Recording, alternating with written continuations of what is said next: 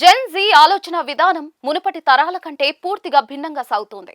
ఒకే కంపెనీకి దశాబ్దాల పాటు అంకితమైపోవడం, రిటైర్మెంట్ వరకు అక్కడే కొనసాగడం అనే పాత పద్ధతులకు వీరు స్వస్తి పలుకుతూ ఉన్నారు.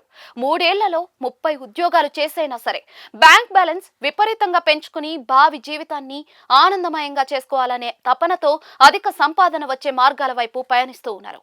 సెంటిమెంట్లకు అతీతంగా సంపాదన వైపు మరలుతూ ఉన్నారు. నేటి యువత ధోరణి చూస్తూ ఉంటే వీరు బ్రతకడానికి పని అనే సూత్రాన్ని నమ్ముతున్నట్టుగా కనిపిస్తోంది.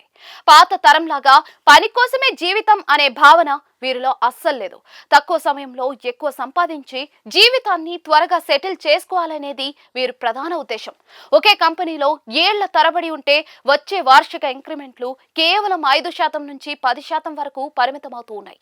కానీ కంపెనీ మారితే ఏకంగా 30% నుంచి 50% వరకు ప్యాకేజీ పెరుగుతుంది.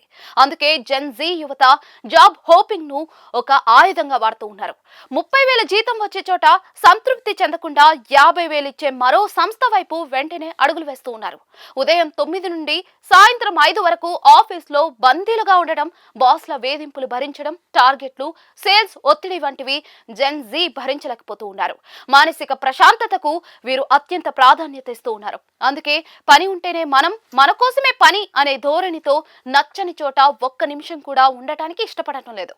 చాలా మంది యువకులు ఇప్పుడు freelancing, side hustles, multiple jobs ద్వారా అతి తక్కువ కాలంలోనే ₹1,00,00,000 బ్యాంక్ బ్యాలెన్స్ ను లక్ష్యంగా పెట్టుకుంటూ ఉన్నారు. Coding, digital marketing, content creation వంటి రంగాల్లో ఉన్నవారు గ్లోబల్ క్లయింట్స్ తో డాలర్లలో సంపాదిస్తూ ఉన్నారు.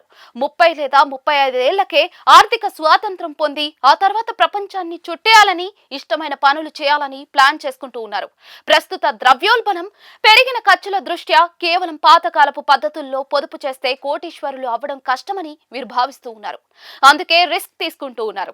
ఈ విషయంలో మిగతా తరాల వారు వీరిని విమర్శించినా కూడా మారుతున్న కాలానికి అనుగుణంగా తమను తాము అప్గ్రేడ్ చేసుకుంటూ సంపాదన పెంచుకోవడంలో జెన్ జీ సక్సెస్ అవుతోందనడంలో ఎలాంటి సందేహం లేదు.